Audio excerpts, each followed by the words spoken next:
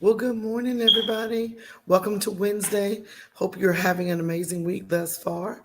Hope you're speaking life, listening for the Spirit to speak to you, and then for you to obey. So today we're going to talk a little bit about understanding the peace of God when hearing His voice, so that you can discern whether it's His voice with His will or your voice with your will. And so today, if we look, understanding that gaining clarity on discerning the voice of God is predicated on walking in the spirit versus walking in the flesh. A lot of times we will make decisions when we are at an emotional climax in situations. What I've learned that one, to hear the voice of the Lord, first, you have to take the emotions out of it. It is never good to make decisions when you are emotional. You've always got to take a moment to step back and say, wait a minute, let me just see where we are with this right now. I don't necessarily have to make a decision right now, but I definitely can make a decision or I definitely can clearly hear what the Spirit has to say when I am at an emotional high. So you have to take some time and pray. Many times people won't pray when they are at an emotional high. Yes, you can be upset. You can be mad. And a lot of times we'll say, Lord, help me. Or you might say some other things, but you need to make sure that you pray, especially when you are emotionally at a climax in a situation. And so when you pray, it helps to calm your spirit, your born again, saved spirit, so that it can be in tune with God and His Spirit and what He is trying to speak to you concerning that situation. And so many times we want to hear an immediate answer. We want to hear Him to do something right now. But when you develop that relationship, you'll know when He's going to speak. And He is not required to repeat Himself.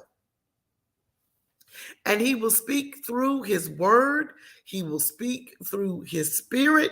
And so He will even bring a word through somebody else. And so when we first understand that we have desires, Psalms 37:4 says, delight thyself also in the Lord, and He shall give thee the desires of thine heart. What's most important is we need to make sure that our desires align with God's desires.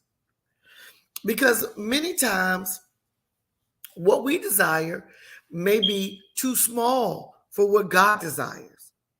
What we desire may require more sacrifice than what He's willing for us to take at this point. And so we have to make sure, God, let your desires be my desires. Now, when those desires come, the devil will try to snuff them out with fear, with doubt, with low confidence, low self-esteem. It doesn't mean that because you have big desires that that's not God. But your flesh will be uneasy about it.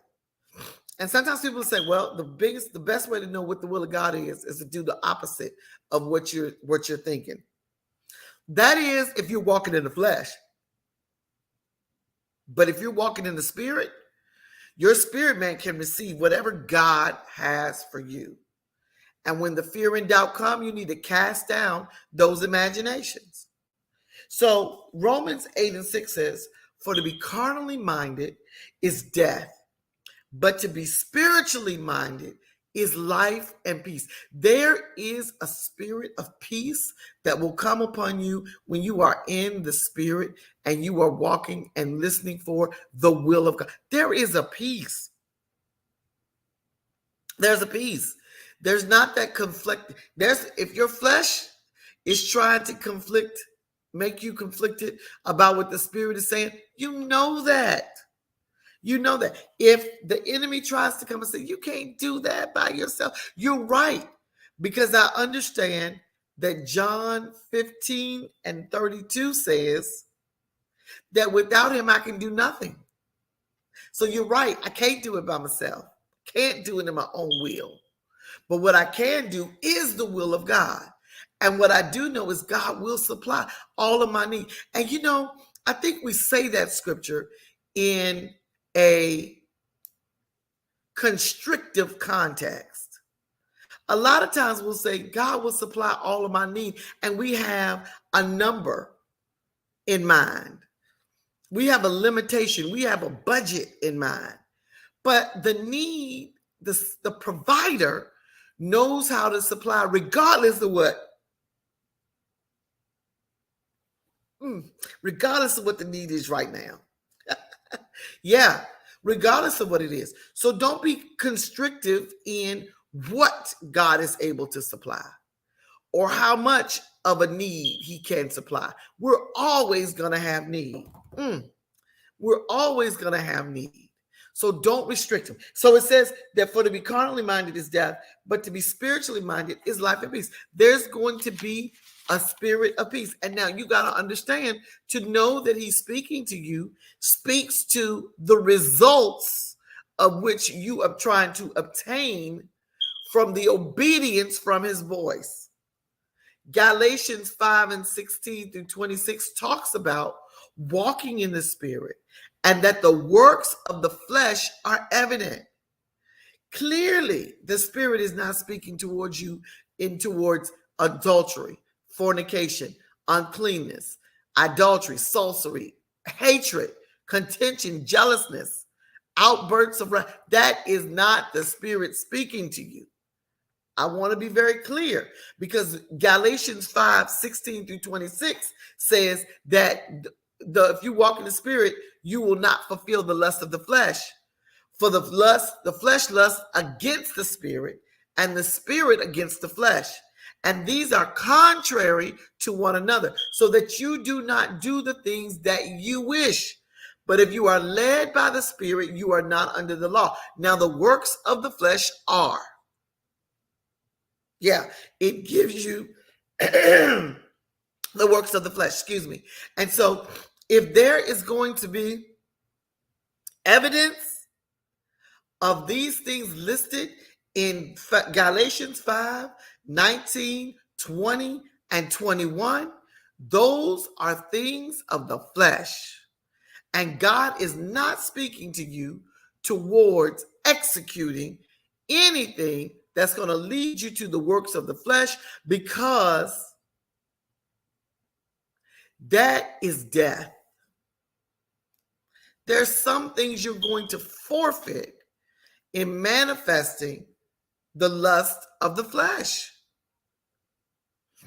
And so, but it says the spirit of the fruit is love, it's joy, it's peace, it's long-suffering, it's goodness, it's faithfulness, it's gentleness and self-control. Against there's no law there.